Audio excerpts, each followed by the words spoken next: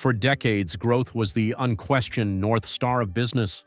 Revenue growth, user growth, market share growth, headcount growth. Entire corporate strategies were built around expanding faster than competitors. If a company wasn't growing, it was considered to be falling behind. But today, something subtle has changed. Growth still matters.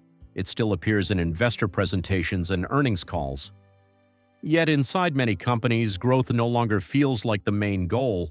Stability does, durability does, predictability does. And that shift says a lot about the environment businesses are operating in. The first reason growth feels different is the cost of capital. For years, low interest rates made expansion relatively easy to finance. Companies could borrow cheaply, raise equity in supportive markets, and invest aggressively in scaling operations. Rapid expansion was rewarded, even if profitability lagged. In a higher-rate environment, the equation changes. Debt is more expensive.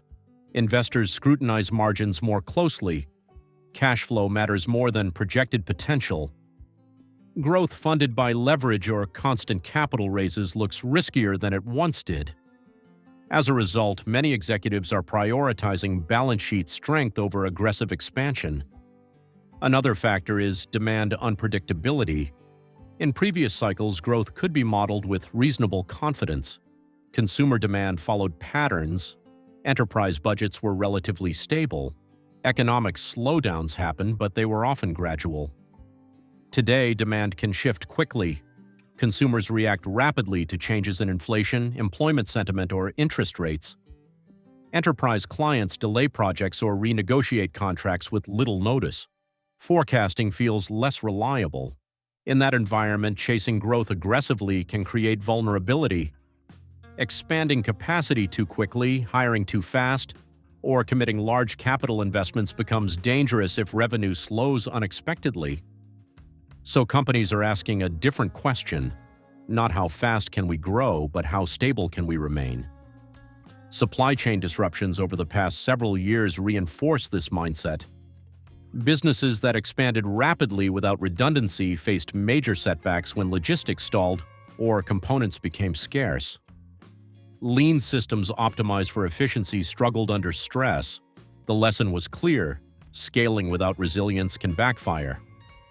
Now, instead of maximizing scale at any cost, companies focus on building systems that can absorb shocks. They diversify suppliers, they maintain liquidity buffers, they phase investments, they create modular expansion plans. Growth is still pursued, but it is structured more cautiously. Investor behavior plays a powerful role in this shift. Markets are rewarding predictability. Companies that consistently meet conservative guidance often outperform those with volatile growth patterns. Missing projections leads to sharp stock reactions. This has influenced executive incentives. Leadership teams are more careful about promising rapid expansion. They emphasize stable margins, steady cash flow, and operational discipline. Growth is no longer celebrated if it comes with instability. There is also a cultural dimension. After years of rapid technological change, especially with artificial intelligence reshaping industries, businesses face constant pressure to adapt. Investing heavily in one direction carries the risk that technology will shift again.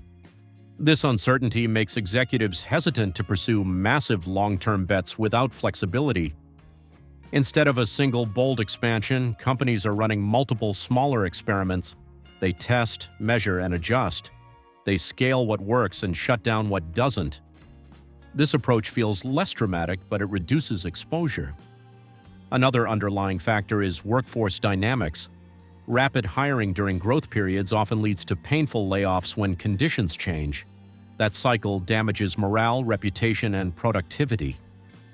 Many businesses now prefer measured hiring aligned with clear demand visibility. They invest in automation and productivity tools to scale output without dramatically increasing fixed costs. This reduces the emotional and financial volatility that comes with aggressive growth swings. Geopolitical uncertainty further complicates expansion strategies. Trade tensions, regulatory shifts, and regional instability can affect market access quickly.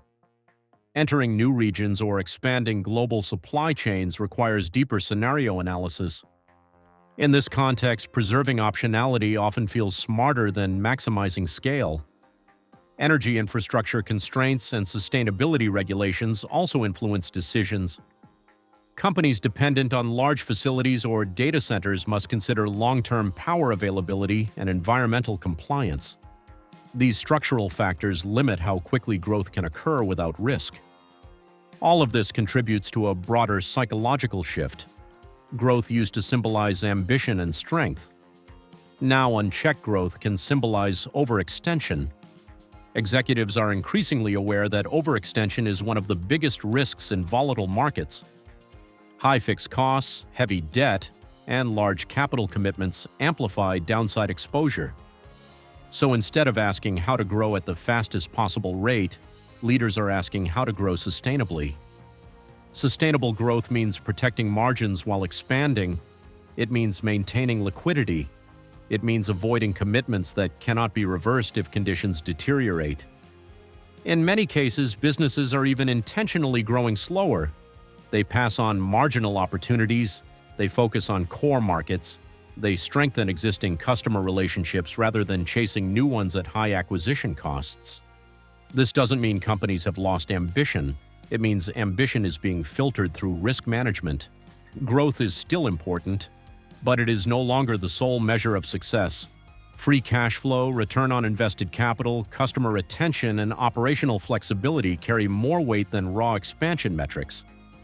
Quality of growth matters more than speed. In earnings calls, you hear it in the language. Words like discipline, resilience, and durability appear more frequently. Expansion is discussed carefully, often alongside contingency planning. This reflects a business world that has experienced repeated shocks and learned from them. The new priority is not just getting bigger, it is getting stronger. Companies want to be able to withstand demand swings, regulatory shifts, and financial tightening without dramatic restructuring. They want growth that doesn't collapse under pressure. That's why growth no longer feels like the main goal. Stability feels like the foundation. Flexibility feels like the advantage. Predictability feels like the reward. And in a world where disruption is expected rather than surprising, that shift may not be temporary. It may define the next era of corporate strategy. Because in today's environment, growing fast is impressive, but growing steadily, sustainably, and without breaking under stress, that is what truly signals strength.